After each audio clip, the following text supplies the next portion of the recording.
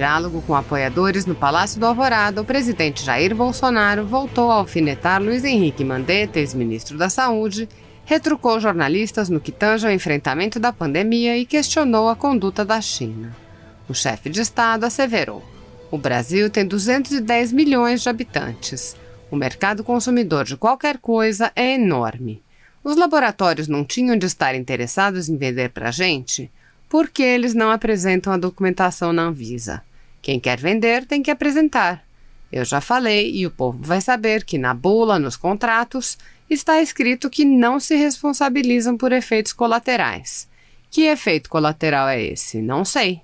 Quem já foi infectado tem que tomar de novo, como é meu caso? Eu já assinei o cheque de 20 bilhões. O dinheiro é de vocês, não é meu. Tem muita gente de olho nesse dinheiro. É impressionante como uma outra pessoa que a gente conhece jamais se preocuparia com a vida do próximo. A preocupação é outra, não vou falar qual é. Ele complementou: eu coloquei nas redes sociais que não estava preocupado com pressão. Falei mesmo, temos de ter responsabilidade. Certas coisas não pode ser correndo. A imprensa desceu em mim. Se falo que tem de correr, estou interferindo. Até hoje não provaram a minha interferência na Polícia Federal. Disseram que estava na sessão secreta e não estava. Lá tinha 29 palavrões. E tem uma coisa importante que falei lá: povo armado jamais será escravizado. É inacreditável, fizeram lockdown 5 meses e alguns estados estão fazendo de novo. No ensejo, ele frisou a necessidade de não depreciar a economia brasileira. Saúde e economia precisam estar de mãos dadas. Sem renda, você morre mais cedo. A expectativa de vida é menor. Escola. Tem uma menina de 10 anos, é diferente da grande maioria. Ela tem tudo aqui em casa, estuda pela internet. A grande maioria não estuda nada, vai perder um ano. Na prova do PISA, o PT já nos colocou nos últimos lugares.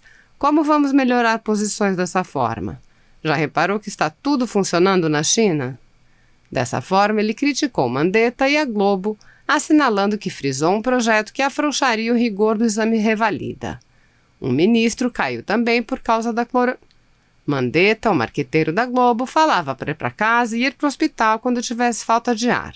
E iria no hospital fazer o quê? Sem remédios? Quase que ele aprova o revalida para todo mundo. Eu vetei. Ele permitiria que as particulares também fizessem as provas. Vocês sabem como funciona. Tem umas de linha, de ponta, e tem algumas que iriam abrir só para fazer negócios com o diploma.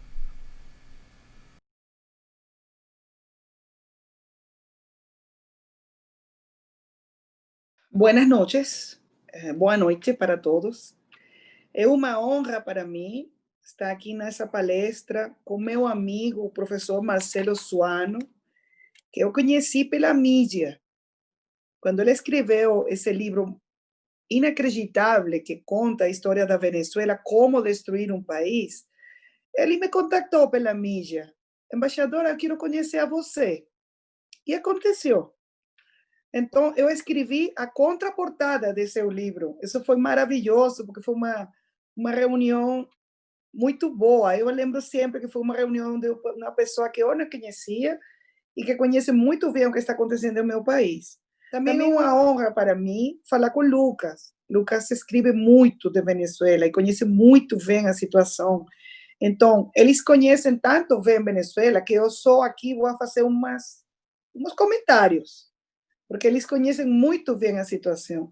E, por supuesto, eu quero cumprimentar ao ministro Roberto, porque a FUNAG abriu as portas para mim, não como a embaixadora, sino como a professora Maria Teresa Velantra, que eu sou.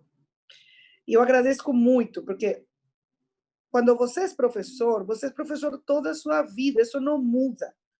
Então, para mim é uma honra que a FUNAG hoje haya feito este convite para falar sobre como destruir um país.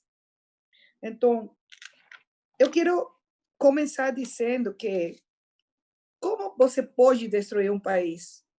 Um país petroleiro, um país que foi o país mais rico da América Latina, que tem as maiores reservas de petróleo do mundo.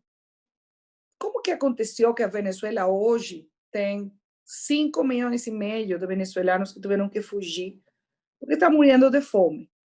Como é que 5 milhões de venezuelanos tiveram que cruzar a fronteira a pé? Só para colocar uma dimensão, a migração nossa, nesse momento, tem a mesma população que muitos países. Venezuelanos que caminaram uma distância que é desde Berlim hasta Madrid, buscando uma nova vida.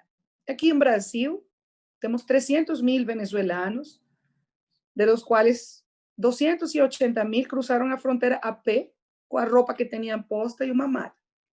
Então, como destruir um país? O primeiro, quando as pessoas elegem nas eleições a uma pessoa que não tem capacitação para ser presidente. A destruição da Venezuela não começou com Maduro. A destruição da Venezuela começou com Chávez. Quando ele foi elegido, no ano 1998, a Venezuela produzia 3.200.000 barriles de petróleo por dia. 3.200.000 barriles de petróleo por dia.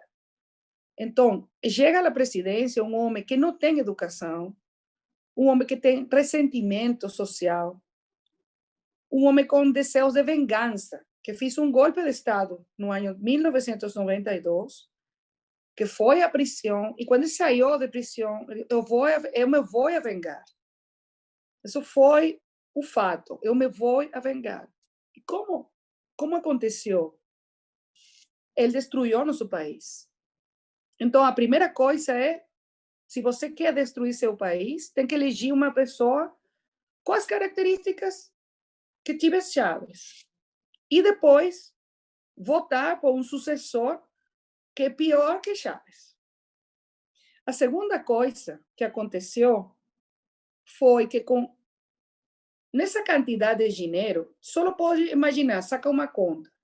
2013, o barril de petróleo, $110, $120 por barril.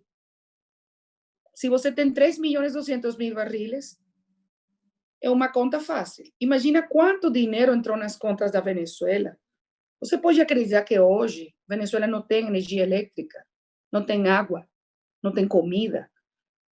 A gente está morrendo de fome. Com essa quantidade de dinheiro que ingressou às contas do governo venezuelano, o que fez o Chávez? A primeira coisa que fez foi expropriar as terras produtivas. O primeiro que aconteceu, as melhores fazendas, as melhores, as mais produtivas, não, agora não são de seus donos, são de nosso governo. Vamos expropriar. Nessas terras que os produtores eram produtores de bem, produziam milho, farinha, arroz, feijão, bananas, frutas. Tudo isso acabou. Porque eles expropriaram as terras para dividir as terras entre as pessoas e ninguém fez um investimento, ninguém fez um mantenimento, ninguém fez uma capacitação para as novas pessoas. Então, essas terras foram arrasadas. A segunda coisa que ele fez foi despedir, votar, sair de 20.000 empregados da indústria petroleira. Isso aconteceu no ano 2002. Um dia, ele decidiu sair de 20.000 profissionais, engenheiros petroleiros, geologistas, pessoas que tinham toda a sua vida fazendo um trabalho maravilhoso, porque a Venezuela foi a segunda indústria petroleira mais importante no mundo.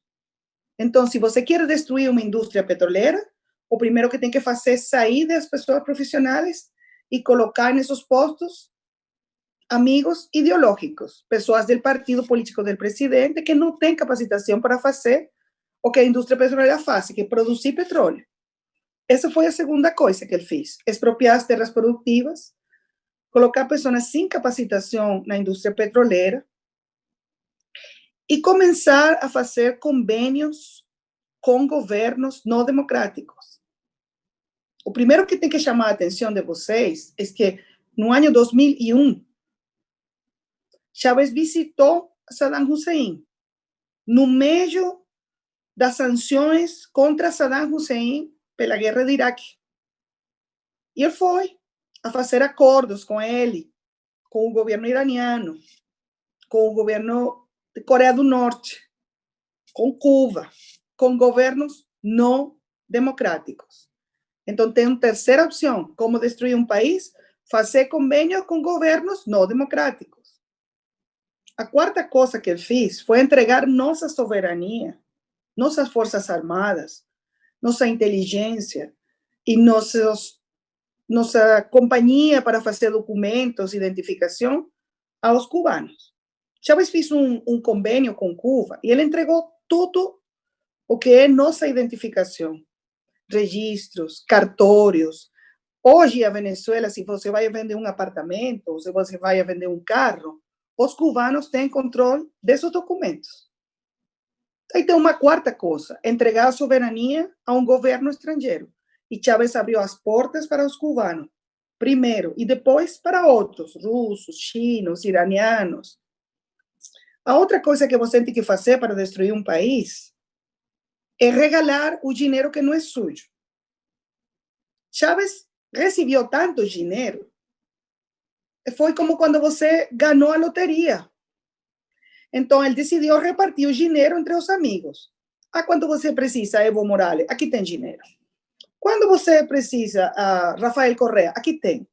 Eu te vou regalar um helicóptero. Ele regalou helicópteros das Forças Armadas aos amigos.